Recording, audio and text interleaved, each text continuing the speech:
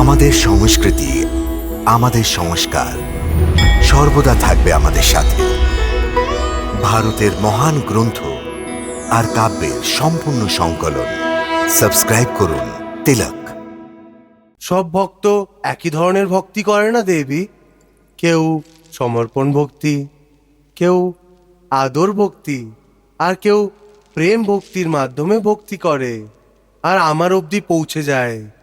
এইভাবে পণ্ডরকও অজ্ঞানেতে আমাকেই ভক্তি করে। পৌণ্ড্রক আর আপনাকে ভক্তি করে? এটা আপনি কি বলছেন প্রভু?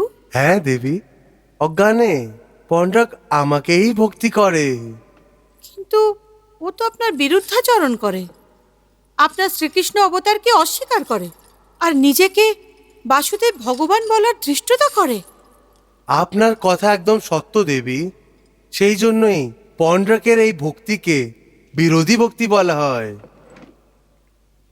আমার অন্য ভক্তদের মতোই পণ্ডরকও আমার সম্মান করে।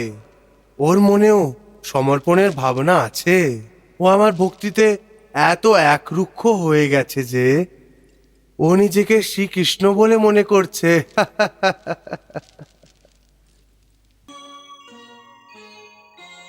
দেবী, অজ্ঞানেতে ও আমারই ভক্তি করছে আর জেনে শুনে আমার বিরোধ করছে।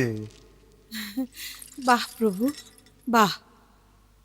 পৌণ্ড্রকের সম্বন্ধে এইভাবে ভাবা আপনার বিশাল এবং উদার হৃদয়ের প্রমাণ। না দেবী, এটা আমার উদারতা নয়। যা বলছি ওটা একটি সত্যি।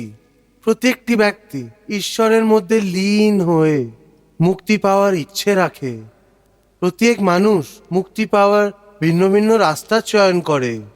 পণ্ডরক মুক্তি পাওয়ার জন্য আমার বিরোধ করার রাস্তা বেছে নিয়েছে। এটাকেই আমি বিরোধী ভক্তি বলি। কিন্তু ভগবান, আপনার বিরোধী পৌণ্ড্রক যে পাপ করছে ওর জন্য তো ওকে শাস্তি দেওয়া উচিত, কিন্তু আপনি ওকে মুক্তি দেওয়ার কথা বলছেন।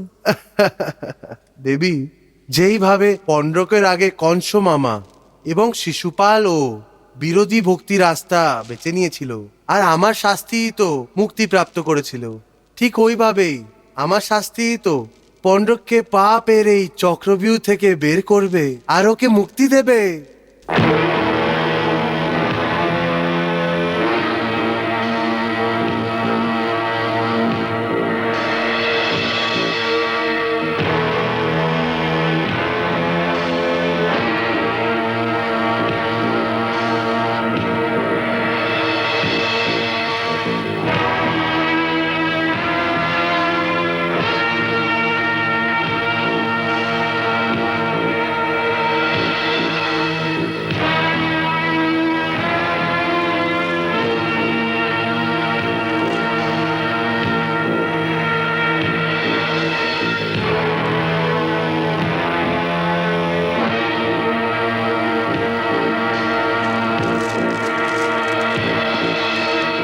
ওই মায়াবী বানর আমাদের এই পণ্ডরক নগরীকে সংসার বানিয়েছে।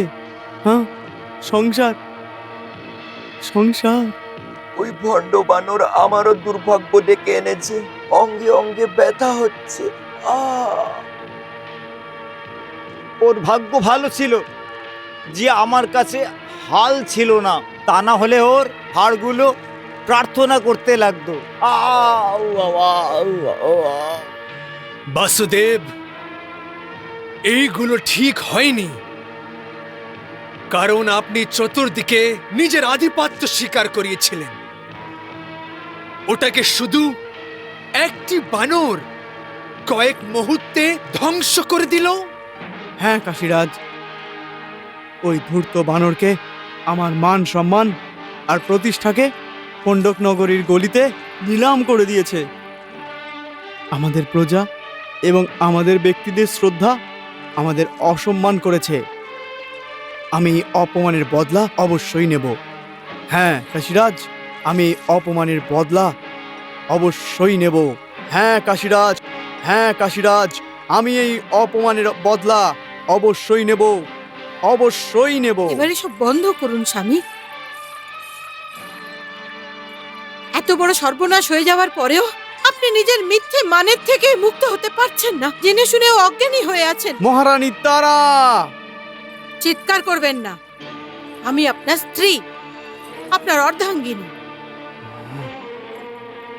আর একজন আদর্শ স্ত্রী হওয়ার কারণে আমার এটাই কর্তব্য যে আপনাকে বিনাশের দিকে পা বাড়াতে না দেওয়া, আপনাকে সত্য অসত্য, ধর্ম অধর্মের জ্ঞান দেওয়া। আচ্ছা, তাহলে এখন ভগবানকেও সত্যি অসত্যি, ধর্ম অধর্মের জ্ঞান শিখতে হবে, আর তাও তোমার মতো নির্মল স্ত্রীর কাছ থেকে, হ্যাঁ?